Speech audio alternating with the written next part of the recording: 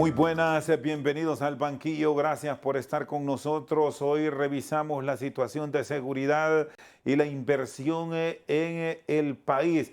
Vamos a tocar varios aspectos relacionados con el sector del transporte y la afectación de la pequeña y mediana empresa. Está con nosotros el dirigente del transporte y empresario del sector, Gerardo Aguilar. Bueno, en principio, ¿cómo han recibido esta acción del Poder Ejecutivo? Ya en cuestión de horas se produce una intervención que para muchos debió mantenerse bajo una reserva total para atacar directamente y generar un impacto en bandas organizadas. Pero estos son estrategias y como tal se respetan las decisiones que toma la policía. ¿Cómo está el sector, Gerardo? ¿Cómo han recibido este respaldo que hace mucho tiempo venían reclamando? Buenas noches.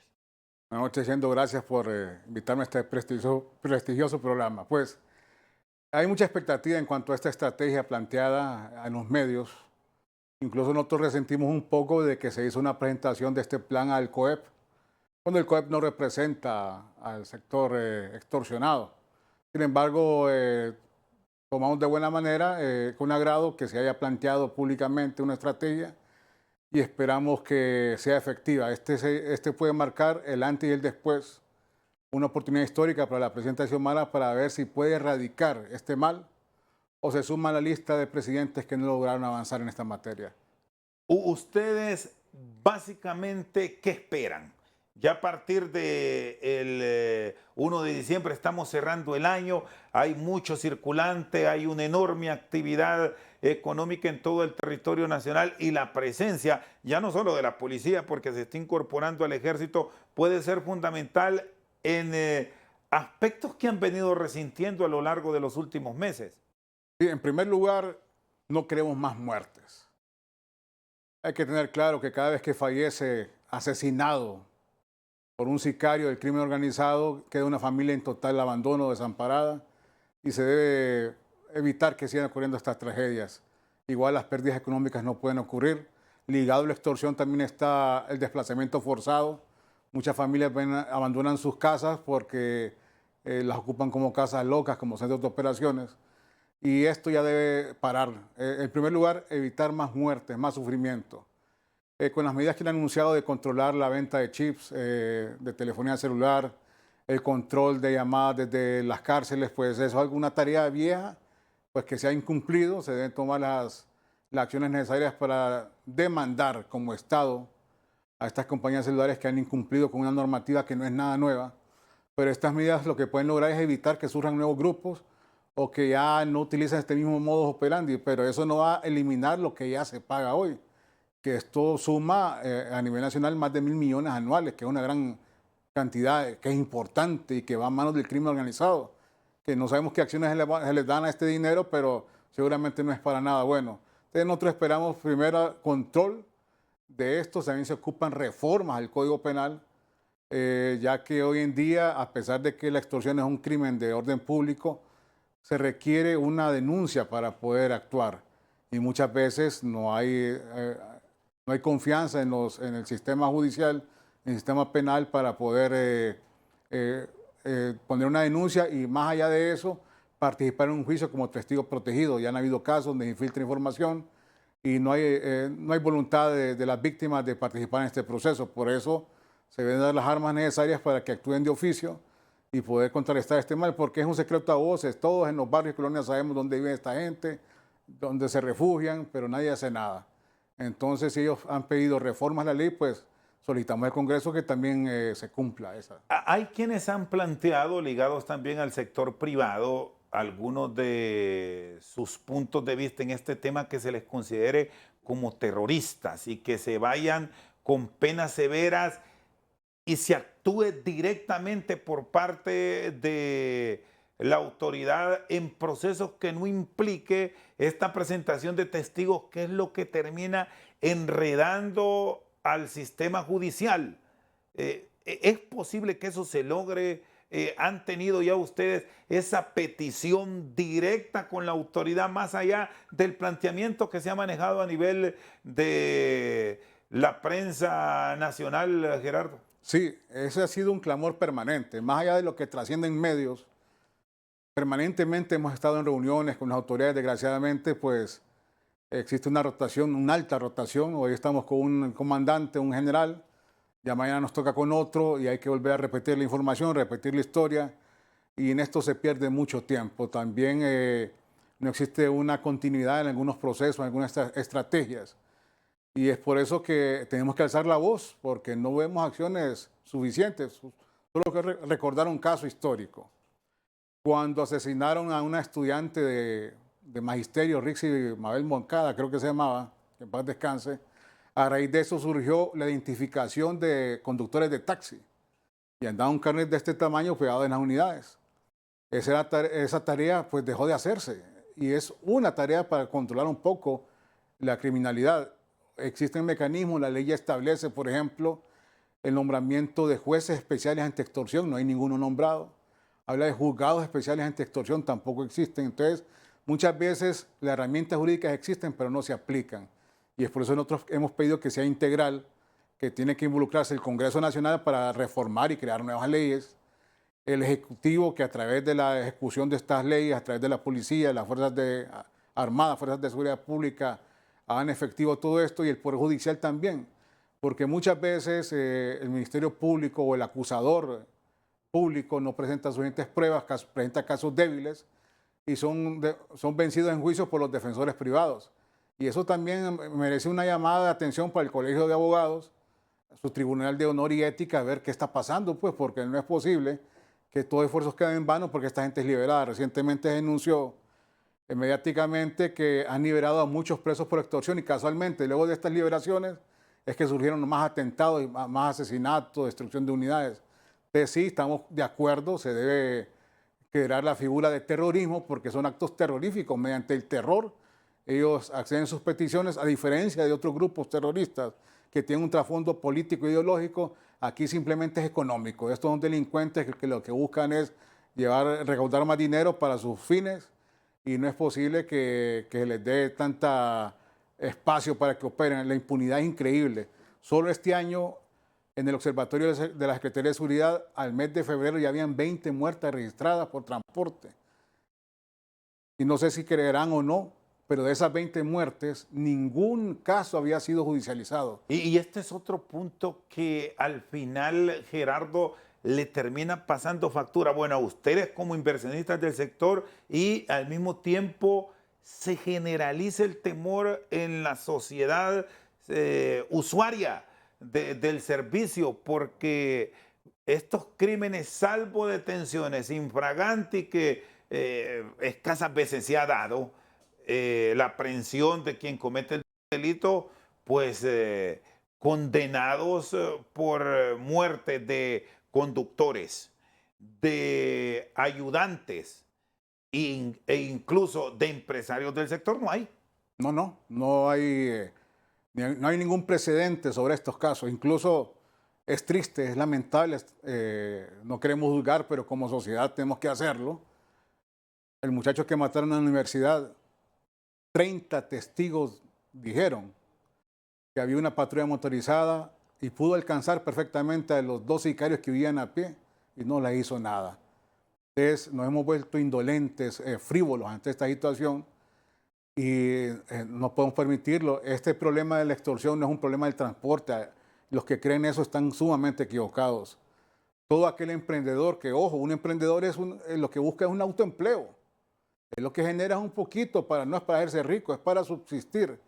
Todos aquellos que se atreven a poner un negocio de venta de baleadas, una pulpería, un mercadito, cualquier negocio informal, los que trabajan en los mercados, los que venden en la calle, todos de alguna manera pagan extorsión. El sector transporte es el más visible porque estamos organizados de alguna manera. Pero en definitiva el temor que existe es generalizado y hay una deuda con el pueblo hondureño. Según estadísticas a nivel mundial, en Honduras, la ocupación más peligrosa no es ser periodista, ni ser abogado, ni ser defensor de derechos humanos. Aquí lo más peligroso es ser conductor de transporte público, porque no tiene garantizado si va a regresar con vida a su casa. Bueno, un dato que lo reiteramos con frecuencia para hacer conciencia en la autoridad para que actúe de una manera diligente como reclaman. Establece que hay en los últimos años 40.000, así como lo escucha, 40.000 emprendimientos a diferentes sectores. Y desde luego está el sector transporte, que se han visto obligados a cerrar porque ya no soportan la extorsión. Incluso se habla que están llegando a centros comerciales donde fue un sector que en apariencia se mantuvo blindado. Es correcto, o sea, es increíble que ya han arrasado con aquellos pequeños emprendedores. Muchos ya no cerraron sus negocios, muchos ya lo hicieron, pero ya no les basta. Ahora están llegando a plazas, a centros comerciales, siempre pequeños. A las grandes empresas no las tocan, no han llegado a supermercados, por ejemplo, y no esperamos que lo hagan. Pero hay que recordar históricamente cómo surgieron estas bandas. Comenzaron asaltando bancos, luego pasaron a secuestrar personas pudientes, cometieron un grave error, secuestraron y asesinaron al hijo del expresidente Maduro y él entró de lleno, de fuerte contra esta gente. Luego ellos dijeron, bueno, vamos a cambiar de giro y empezaron a atacar al pequeño emprendedor. Y eso es lo que nos tiene de rodillas a todos. Es una situación caótica que ya después de más de 20 años de sufrir este mal, es necesario parar. No podemos seguir así. Algunos dicen, ¿y por qué no se defienden ustedes? En otros países latinoamericanos como Colombia, México, existen estos grupos que llaman grupos de autodefensa, que son ciudadanos armados que se dedican a impartir justicia, a proteger, pero estos grupos armados luego evolucionan y se convierten en los nuevos victimarios. Entonces no debemos pensar en esa vía. Aquí es necesario que permanezca el Estado de Derecho y que sea la autoridad competente la que haga esto. El Estado está obligado a ofrecer seguridad. Comparamos con países como Estados Unidos, que a un ciudadano es atacado en otro país y manda un ejército a defenderlo. Aquí nos están matando en las narices de las autoridades y nadie hace nada. Es importante ver con otros ojos esto, porque como dice un dicho, cuando mi problema sea de viejo, el tuyo será nuevo. Hoy en día hay sectores que no han sido tocados por la extorsión, pero esperamos que no ocurra, pero según como la tendencia es posible que caigan en las redes de esta gente. Muy bien, el empresario del transporte urbano Gerardo Aguilar con nosotros al banquillo. Una pausa cuando regresemos. ¿Qué esperan de Conatel en el control de las llamadas telefónicas? La participación de otro sector de la empresa privada apoyándose mutuamente para mantener a raya a estas bandas del crimen organizado. Ya se los contamos. Muchas veces estos defensores de derechos humanos son organizaciones no gubernamentales creadas por los mismos grupos criminales para defenderse. Seguimos al banquillo, está con nosotros el empresario del transporte Gerardo Aguilar. ¿Qué esperan de instituciones como Conatel, la misma Comisión Nacional de Bancos y Seguros? Y si advierten ustedes que hay unidad a nivel de la empresa privada, si bien algunos sectores no tienen esa representación como tal en el organismo, son inversionistas y debe haber un respaldo, un apoyo mutuo en este momento, independientemente que su sector no haya sido tocado, Gerardo. Es correcto, porque hay que entender que ante esta inseguridad, a ver que matan a una persona que va conduciendo un autobús, que quema una de transporte, ¿qué inversionista extranjero va a sentir la seguridad de venir a estos países? Entonces es importante, aunque no se vean afectados directamente, les va a beneficiar que exista paz en el país. En ese sentido, hay problemas con las compañías telefónicas. Es a través de ellos que se ejerce la extorsión en el país. Ya existen prohibiciones para la venta libre de chips. Recuerdo casualmente hace más de 15 años se ordenó que la venta de chips tenía que ser única y exclusivamente con la identificación, con lo que hoy se llama la identificación, DNI. El DNI, perdón. ¿Y por qué se descuidó eso, Gerardo, de que sí va a tener acceso a una línea telefónica solamente con identificación, pero no pasa? No, hoy no pasa. Hoy cualquiera puede comprar un chip. Se los venden, le dicen su chip a 25 con 25 de saldo. Lo que les interesa es el negocio, no hay controles, no hay exigencia. Recordemos que si el gobierno, el Estado no regula, ellos pueden actuar a sus anchas. La otra prohibición fuerte que se hizo era las llamadas telefónicas desde los centros penales. Y sabemos que hay conexión, hay conectividad, hacen llamadas vía IP, con Wi-Fi, tienen acceso a routers. Y eso ya depende de la policía que está resguardando estos centros penales. Entonces, hay muchas tareas pendientes, pero el control de chips, el control de estas comunicaciones van a evitar que surjan nuevas extorsiones. Pero es que ya están enraizadas, no se van a controlar con esto porque ya tienen sistemas de cobro, sistemas de pago, hay transferencias a través del sistema bancario, que ahí tiene que entrar la Comisión de Banca y Seguros para controlar quién entrega y quién recibe. No es suficiente. El banco más fácil para entregar este tipo de dinero es Banco Azteca, y tengo que decirlo. Y así incluso Banco Atlántida son tan amigables con el usuario financiero que facilitan el crimen de la extorsión. Entonces tienen que buscar mecanismos y hay maneras de descubrir quiénes son ellos, pero cada vez que la investigación finaliza, cuando llega a un pobre diablo, disculpe que lo llame así, que lo han obligado a participar en esto, cuando las cabecillas, los que mueven los hilos de estos grupos, siguen en total impunidad. Y con las alcaldías, ¿cómo esperan que se coordinen? Porque ustedes son un gremio organizado a nivel de todo el país y ya hemos escuchado de términos municipales que ellos se han adelantado a las decisiones del gobierno que arrancan este 1 de diciembre, pero ya han decidido cerrar algunas actividades a partir de determinada hora de la noche. ¿Cómo esperan que se vayan integrando en un todo y no generar distorsión en lo que toma, por ejemplo, Tegucigalpa con zonas intervenidas y lo que hace un municipio como Tatumbla, que está cerca, lo que hace Santana, lo que hace Valle de Ángeles, Santa Lucía? Solo para citar un ejemplo de Tegucigalpa y sus alrededores, y así podemos ir viendo lo de San Pedro Sula y la región metropolitana del Valle y todo el país donde de esto no están, exentos. Sí, tiene que ser un trabajo uniforme, controlado, coordinado. Es cierto que las municipalidades tienen autonomía, pero en el tema de seguridad es un tema de país. Y miren, no podemos atacar un cáncer con aspirinas ni con Panadol, disculpen la publicidad. Cuando a grandes males, grandes soluciones. No tenemos que buscar experiencias en Europa, en Asia, en Centroamérica, países con los mismos niveles de pobreza, la misma idiosincrasia, la misma cultura, ya no sufren de este mal. El Salvador tiene controlado, tiene sometido a estos grupos. Nicaragua no conocen extorsión. Ahí no existen las maras y pandillas. Entonces, ¿qué podemos aplicar de lo que ellos tienen en la legislación nacional y en la operación de la policía y los entes de seguridad? ¿Y ustedes han revisado esos ejemplos de dos vecinos que sí tienen un control sobre acciones que Honduras no ha podido? Conocemos lo que conocemos todos los hondureños que tenemos acceso a redes sociales, a una pantalla, a un radio. Lo que han hecho es hacer a un lado, dejar de ver los tratados internacionales de cuanto a derechos humanos para atacar al crimen organizado. Muchas veces estos defensores de derechos humanos son organizaciones no gubernamentales creadas por los mismos grupos criminales para defenderse.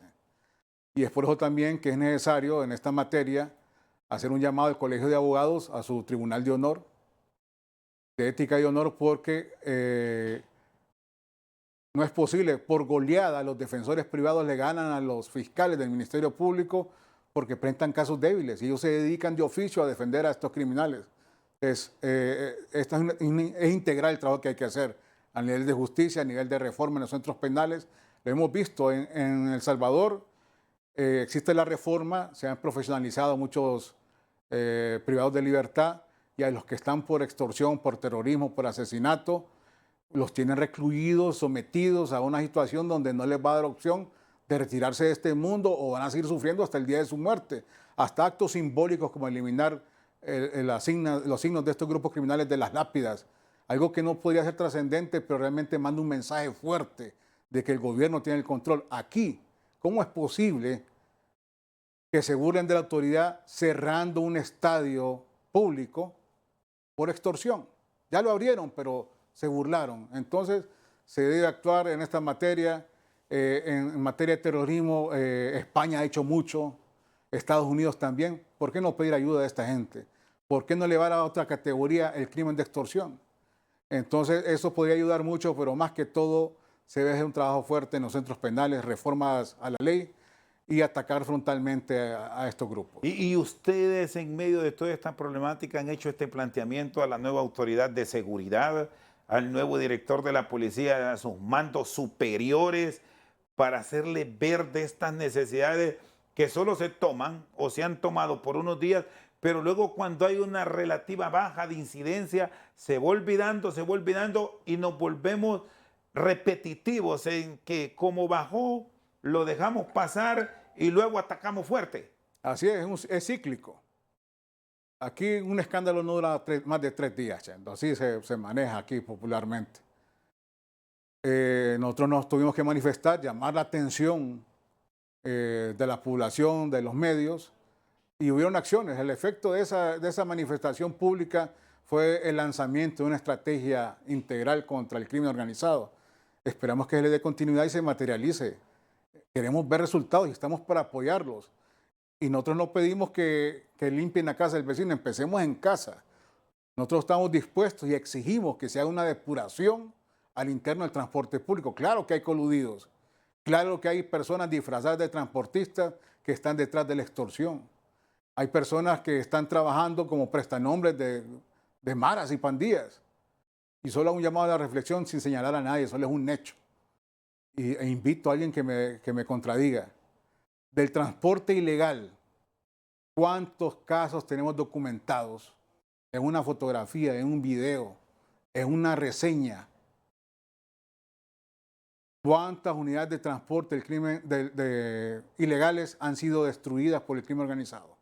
Ni una sola. ¿Cuántos conductores del transporte ilegal han sido asesinados? Ni una sola. ¿Qué podemos analizar de esto? Es necesaria una depuración y existe cómplices por acción y por omisión. La labor del Instituto Hondureño de Transporte Terrestre es perseguir la ilegalidad, pero no se hace. Ese es parte del problema que impera en el país. Aquí nos han prohibido y hay quejas del usuario y tienen toda la razón del mundo. Aquí no se presta servicio nocturno. Yo estoy seguro, Chendo, que cuando usted fue a la universidad, usted viajaba en buses. Había transporte público, habían taxis, había el servicio. Hoy en día... No, y este es un punto, perdón que lo Sí, interrumpa, Gerardo, que debemos hablarlo en blanco y negro. Así es. Ya a partir de las 7 de la noche, con excepciones de la regla, encuentra servicios de transporte público. La mayoría de los usuarios o se moviliza en taxi o a través de unidades que las han denominado ustedes mismos brujitos. Correcto. Y eso tiene una razón de ser. ¿Por qué los grupos criminales nos han prohibido a nosotros trabajar hasta cierta hora y los otros trabajan libremente? No hay que ser un investigador, no hay que ser graduado de los Carabineros de Chile para entender que ese negocio también es de ellos. Existen excepciones, hay gente honesta y trabajadora que como medio de subsistencia sacó un busito y sale a trabajar, está bien. Pero hay que ver el trasfondo de todo eso. También hemos pedido que se hagan estudios patrimoniales. Hemos dicho a los 4 vientos, hay una crisis en el transporte público. Estamos quebrados. Y hay transportistas y compañeros que en plena crisis demuestran una abundancia que requiere una investigación. Y le hemos dicho, y nosotros no vamos a meter la mano al fuego por nadie, pero que se empiece a hacer algo. Nos alegran los anuncios que se han hecho en Casa Presidencial, lo que anuncian permanentemente en los medios de comunicación, pero vámonos a los hechos. Ya no queremos seguir perdiendo compañeros tras un volante, es injusto que ocurra esto. No hay cantidad de dinero que pueda sustituir una vida, porque las pérdidas materiales se pueden recuperar, pero es el esfuerzo de una vida, de una persona. Porque como se ha manejado maliciosamente, se dice magnate del transporte, pero no, hay dueños de buses que andan manejando su unidad, dueños de taxi, dueños de mototaxi, y están sometidos por la extorsión y poniendo sus vidas en peligro. Entonces hay una deuda histórica y más allá, Chendo, de perseguir el delito, también debemos de ver por las familias, por las víctimas indirectas de la extorsión. Y voy a referirme a Alan Eduardo, conocido como Gatuta, que fue asesinado frente a la universidad. Dejó varios niños pequeños. ¿Qué va a pasar con estos niños? ¿Qué soluciones ha creado el gobierno para ellos?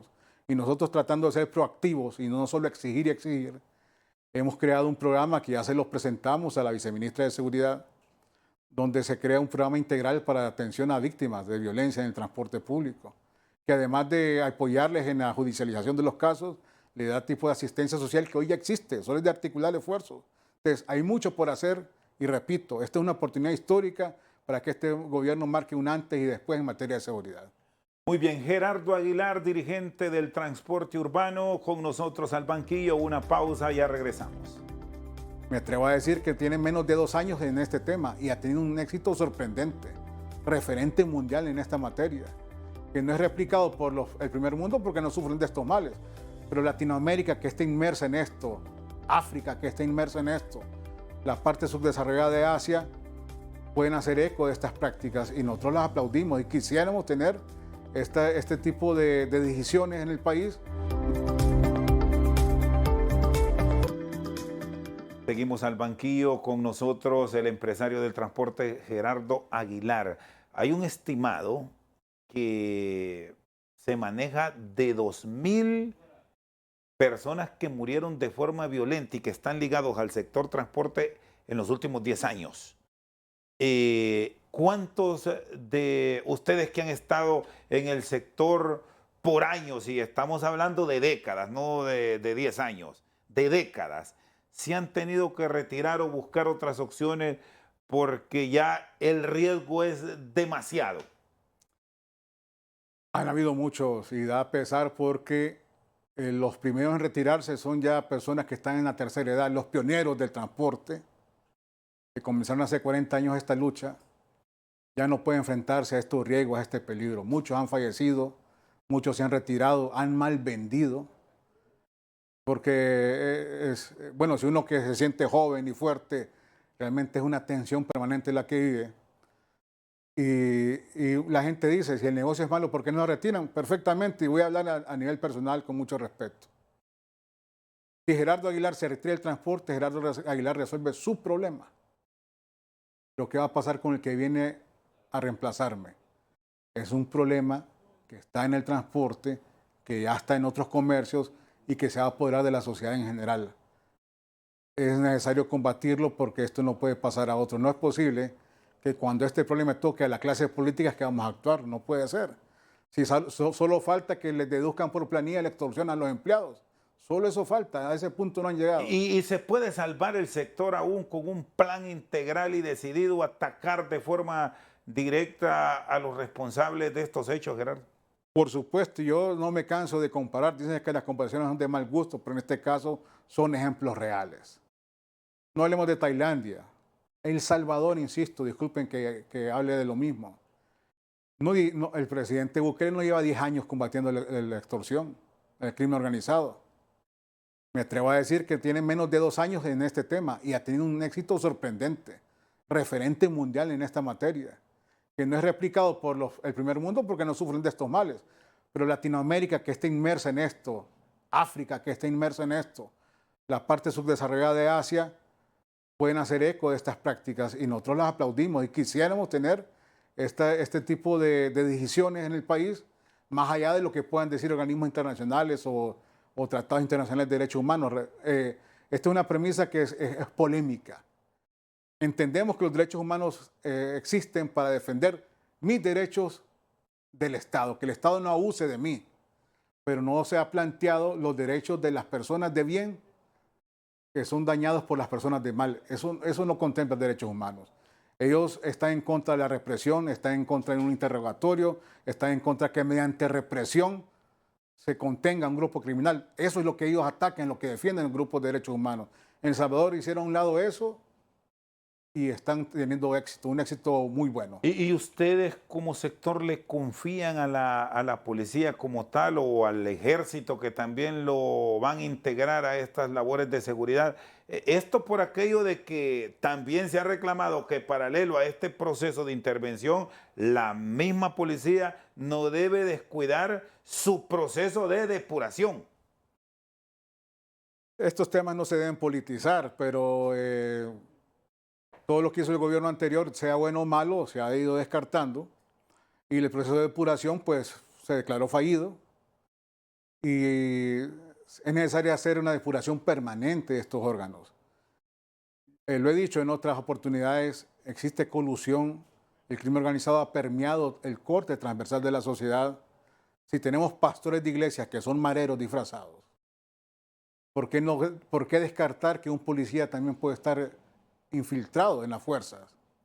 Hay transportistas infiltrados, hay políticos infiltrados, ya tenemos casos registrados donde un alcalde fue preso porque una mara le financió su campaña.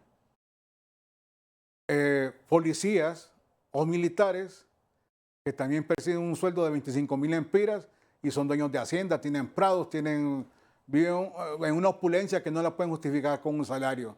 Entonces, ¿qué indica eso? Entonces, hay maneras de contrarrestar, de controlar esto y me atrevo a decir que el negocio de la extorsión hoy en día es más rentable que el negocio del narcotráfico, porque el narcotráfico está bien observado, se involucra a Estados Unidos y el tema de la extorsión es un tema interno e internamente no se ha hecho nada para eliminarlo. Y ustedes, más allá de todos estos reclamos que hacen, ¿qué grado de responsabilidad asumen y se comprometen a corregir? Porque muchas veces se les ha criticado que no actúan a sabiendas de que tienen que cumplir reglas, Gerardo, que al final las van dejando pasar también.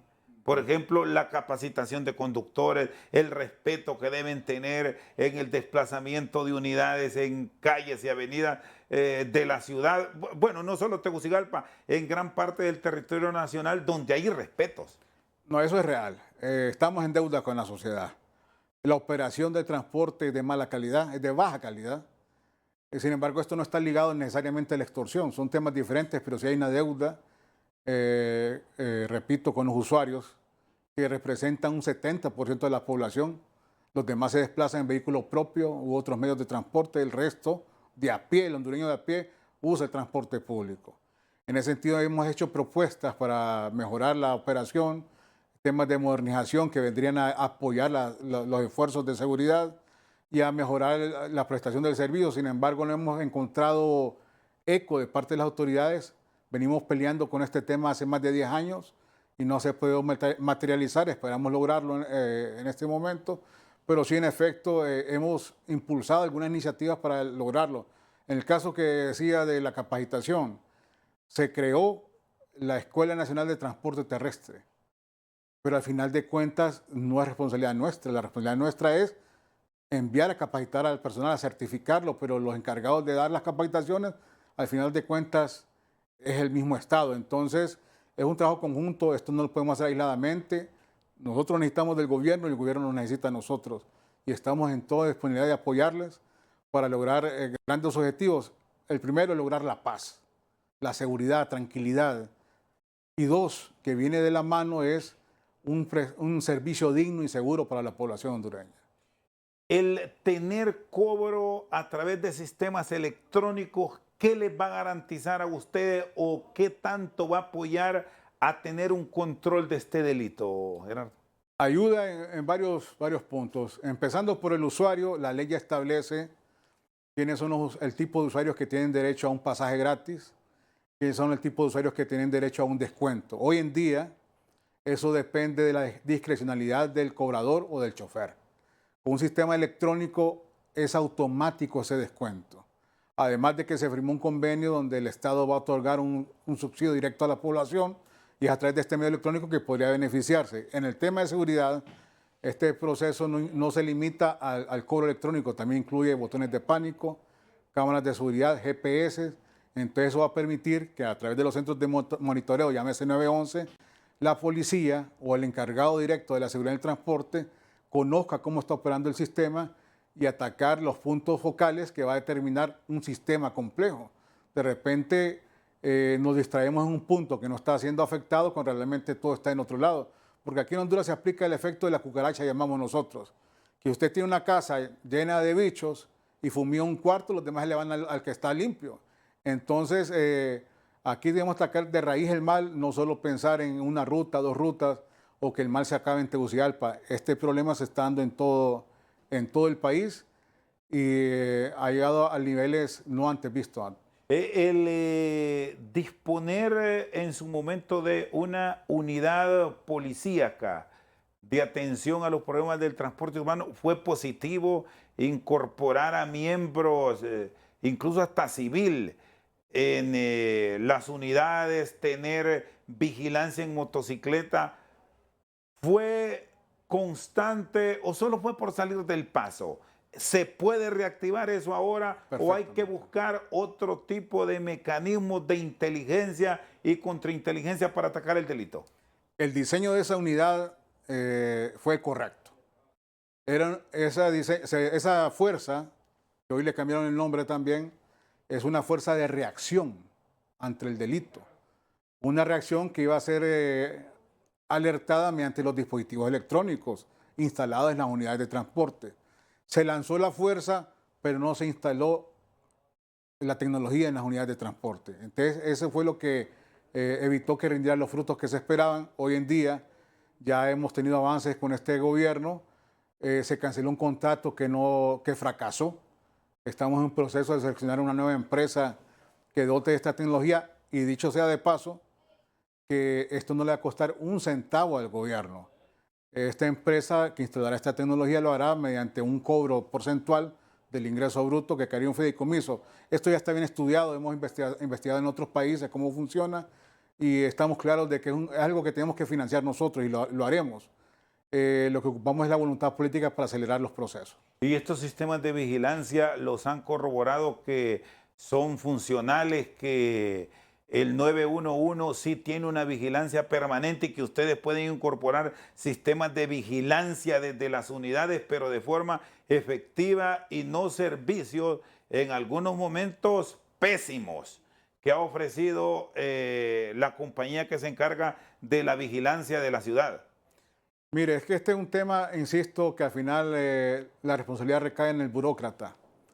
Nosotros tuvimos un proyecto piloto financiado por USAID, donde dotamos una ruta de Tegucigalpa con cámaras, botones de pánico y todo lo que le he mencionado. Solo faltó el cobro electrónico.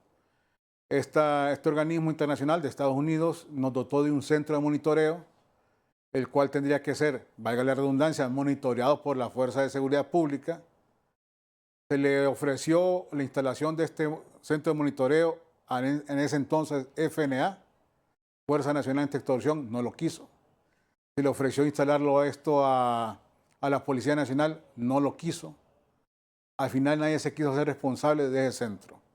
Con un esfuerzo conjunto, como contraparte, nosotros compramos motocicletas que iban a ser entregadas a la policía para apoyar en este monitoreo, en este resguardo, pero no se hizo, fracasó. Y es por eso que insisto que para que estos sistemas funcionen se ocupa una simbiosis donde estemos trabajando de la mano, sector transporte como prestadores de servicios y el gobierno como ente regulador. No lo podemos hacer solos. En este momento, ¿ya los llamaron a ustedes para decirle de esta forma se va a actuar? Bueno, a menos que esté desinformado, hasta el día de hoy no hemos sido convocados para conocer este proyecto. Muy bien. Gerardo Aguilar, dirigente del transporte urbano, con nosotros al banquillo. Pausa, ya regresamos. Realmente hay quienes trabajan al margen de la ley y hay que investigar quiénes son, quiénes están detrás de todos ellos. Con esto no estoy apuntando a un grupo en específico, pero sí es curioso, como le he dicho antes, que ellos no sufren ningún tipo de atentado cuando el resto nos desangramos en la calle y todavía hacemos esfuerzos máximos por pagar lo que ellos pretenden. Seguimos al banquillo con el empresario del sector transporte, Gerardo Aguilar. Bueno, dentro de toda esa serie de compromisos que adquieren, se irá a tener finalmente un censo puntual y saber cuántos están circulando con documentación en regla y cuántos no. El papel del Instituto Hondureño del Transporte Terrestre hasta ahora en ese escenario, ¿cómo lo están valorando, Gerardo? Bueno, esta nueva administración heredó una mora administrativa grandísima. Durante 12 años no tuvimos renovación de nuestros permisos, algo increíble. Y se ha pedido que se hagan las renovaciones, que se entreguen estos permisos. Están trabajando, no al ritmo que esperamos. pero ese es parte del trabajo que tiene que hacer. Hay muchos temas en la ley que le competen. Para el caso existe un programa que se llama Programa de Renovación de Flota Vehicular, se llama ProRenova, que no ha sido reglamentado, que esto lo que busca es modernizar la flota a nivel nacional, pero en sí, con el tema de seguridad, muy importante es que el instituto combata la ilegalidad. Sumado al combate a la ilegalidad, la certificación de pilotos y también un censo de estos ilegales, porque es parte de la investigación, parte de la inteligencia. Realmente quienes trabajan al margen de la ley y hay que investigar quiénes son, quiénes están detrás de todos ellos. Con esto no estoy apuntando a un grupo en específico, pero sí es curioso, como le he dicho antes, que ellos no sufren ningún tipo de atentado cuando el resto nos desangramos en la calle y todavía hacemos esfuerzos máximos por pagar lo que ellos pretenden, ¿verdad? ¿Y ustedes cómo están enfrentando temas como las deudas adquiridas, el pago de seguros, sobre todo esto último, porque hay muchas unidades que se están destruyendo, incluso unidades en buen estado que las queman? Es una triste realidad, ya nosotros no somos objetos de financiamiento, realmente caímos en una mora grande, ya al sector transporte no se le abren las puertas en la banca y sí, muchos compañeros perdieron sus vehículos, otros que tenían en garantía hipotecas también las perdieron y el tema de seguros pues ya no cubren estas pérdidas por la alta siniestralidad. Incluso hemos descubierto que hay cláusulas ocultas que no incluyen lo que es la extorsión, cuando no debería ser así. Un siniestro es un siniestro y solo cubren daños a terceros. Entonces, en pocas palabras, aquel que pierde su unidad producto del terrorismo derivado de la extorsión, pues lo pierde todo. Y empeorando, ni siquiera le cubre el seguro de deuda, tiene que seguir pagando al banco si es que debía seguro. Y el gobierno les resolvió ya las peticiones que incluso los llevó a una paralización parcial que no es que sea concluido, todavía está latente. No, hay muchas peticiones que no se han resuelto. Bueno, hay varios temas que uno como transportista pues ve los gobiernos pasar y no hace diferencia entre uno y otro. Es decir, entendemos que si hicimos un acuerdo con una administración anterior, la siguiente continúe respetando ese acuerdo. En ese sentido, nosotros solicitamos medidas de alivio financiero. Desgraciadamente, al final de cuentas, queda en la discreción de la banca si deciden aplicar o no, o si deciden otorgar un producto financiero o no. Recordemos que ellos buscan su lucro personal y ahí deben ser también controlados. Esta nueva administración anunció en campaña que iban a controlar a los bancos, o estamos esperando que hagan algo, ¿verdad? En el tema del pago de estos bonos, de estos subsidios, tampoco se han materializado. Tuvimos una reunión presidencial donde se nos dijo que se iba a extender este pago para no aumentar el pasaje. Pues esto sigue dependiendo del Instituto Nacional de Transporte Terrestre y realmente se requiere más agilidad que la que se tiene hoy en día. Hasta el momento de 255 millones solo se han ejecutado 15 millones a nivel nacional y realmente eso habla muy mal, ¿verdad?, de la gestión. Bueno, les deben entonces más de 200 millones. Así es. ¿Y hay una esperanza de pago? ¿Hay inclusión de estas cuentas por pagar en el presupuesto de la República que se discute en los próximos días en el Congreso? ¿Qué saben de todo eso? Ya fue presupuestado y otorgado por finanzas estos 255 millones, pero para el resto del año o el resto de los años, donde este dinero caerá directamente a los usuarios, no sabemos si fue incluido en el presupuesto general de la República, no sabemos cómo van a cubrir este compromiso, porque lo acordado y lo establecido es que una vez que se deje trasladar este beneficio al transportista, se incrementará el pasaje, pero la población podrá cubrirlo, este incremento, mediante un subsidio directo. Es decir, pasamos a partir del próximo año, enero 2, partiendo que el 1 de enero es feriado, ya con nueva tarifa. Esa es la visión real. ¿O puede cambiar esto? Puede cambiar. Al final de cuentas es decisión del gobierno si decide trasladarlo a la población o seguirlo entregando a los transportistas. Y voy a ser honesto, en este sentido, muchos compañeros han manifestado que prefieren el pasaje, aunque sea impopular la medida, porque estos subsidios históricamente no se pagan a tiempo. Nosotros llegamos a acumular una deuda de 1.000 millones de lempiras que nunca nos pagaron Y en este caso, pues de los 255 millones no se ha ejecutado ni el 10%. Entonces, es problemática la situación, pero cada problema merece su tiempo y hoy en día lo que nos tiene más preocupados es el tema de la extorsión. ¿Y una tarifa real es en qué términos, Gerardo? Lo autorizado por los técnicos del instituto y autorizado por las mismas autoridades fue un incremento de 3 lempiras. Y debo decirlo sin temor a equivocarme, que los estudios realizados conjuntamente establecían un incremento de hasta 10 lempiras. Sabemos que Por sí, persona. por persona, pero esto es completamente inviable. Nuestra economía no lo permite. Algunos estudios indican que la situación de Honduras es peor que la de los años 80 y no lo dudamos. Entonces, por eso nosotros accedimos pues, a aceptar esta cantidad, que sigue siendo político, no técnico, pero no podíamos trasladar a la población un costo tan elevado como este, pero sí es necesario contrarrestar. Incluso nos atrevimos a decirle al señor presidente Manuel Zelaya: señor presidente, no nos dé ningún bono, elimine la extorsión. Con eso nos ayuda mucho. Y asumimos que en parte de estas peticiones que crearon esta estrategia. Con él directamente están en estos procesos de negociación, de diálogo. Él ha participado mucho, él es un gran líder, él tiene mucho dominio de estos temas y él nos recibió y lo discutimos ampliamente, llegamos a acuerdos. Sin embargo, muchas veces no es la voluntad de los mandatarios la que determina si ejecuta o no. Muchas veces son los funcionarios los que hacen valer la palabra de un presidente y son los que hacen quedar bien o quedar mal. Y en este caso es el instituto, a través de sus comisionados y todo su personal, los responsables de hacer cumplir la palabra de la presidenta Xiomara. Y ustedes están hablando de esta revisión tarifaria a partir de enero, solamente 3 lempiras para el sector urbano. El taxi entra en otra negociación y el interurbano entra en otra negociación. Sí. O es una petición que al final la van a plantear de forma conjunta. No, se firmaron acuerdos por separado. En el caso del transporte urbano, que cubre todas las ciudades, se concluyó en un incremento uniforme de 3 lempiras.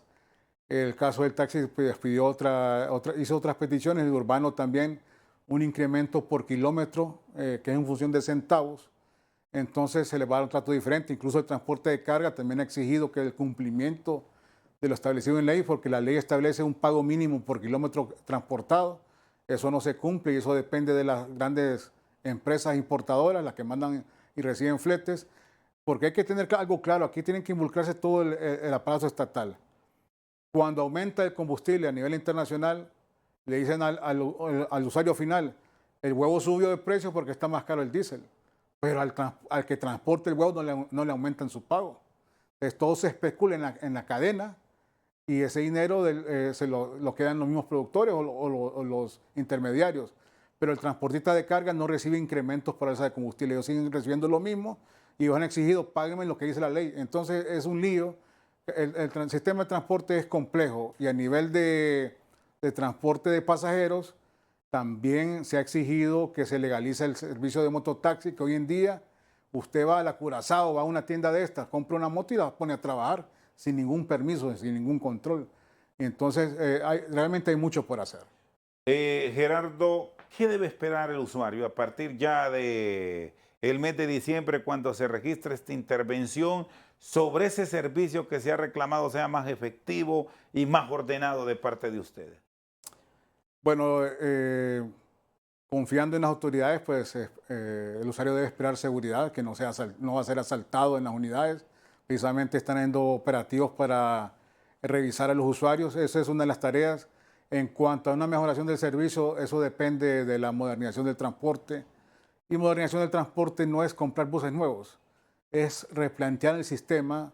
Hemos tenido reuniones también con el caso de Tegucigalpa, con el alcalde Aldana, ya que él se anunció oficialmente la cancelación del Trans 450, un proyecto que lo hicieron fracasar, un proyecto muy prometedor, y estamos trabajando para crear una nueva alternativa de un sistema masivo de transporte público.